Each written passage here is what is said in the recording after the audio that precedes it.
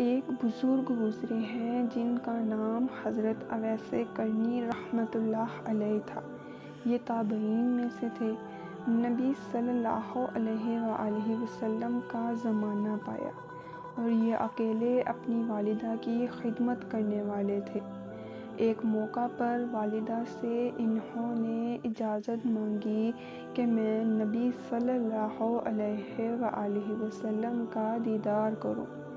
نبی صلی اللہ علیہ وآلہ وسلم کے دیدار کی اجازت مل گئی، مگر والدہ نے کہا، بیٹا، خدمت کرنے والا کوئی نہیں، تم جلد لوٹ آنا۔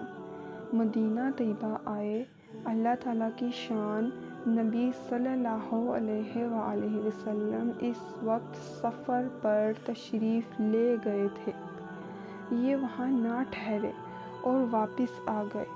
جب نبی صلی اللہ علیہ وآلہ وسلم واپس تشریف لائے تو آپ صلی اللہ علیہ وآلہ وسلم کو بتایا گیا کہ اس طرح ایک بندہ آیا تھا، ملاقات کرنا چاہتا تھا، زیارت کرنا چاہتا تھا، مگر چونکہ آپ نہیں تھے، ان کو واپسی کی جلدی تھی، وہ واپس چلا گیا۔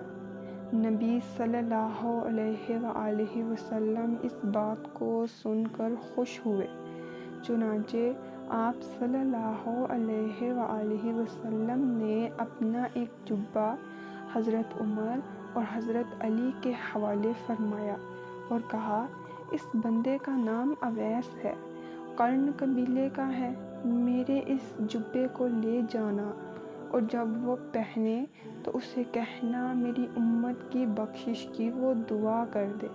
یہ ماں کی خدمت کا اجر ہے کہ اللہ کے پیارے حبیب صلی اللہ علیہ وآلہ وسلم بھی اپنے جبے کا ہدیہ بھیج رہے ہیں اور ساتھ فرمائش فرماتے ہیں کہ آپ میری امت کی بخشش کی دعا فرما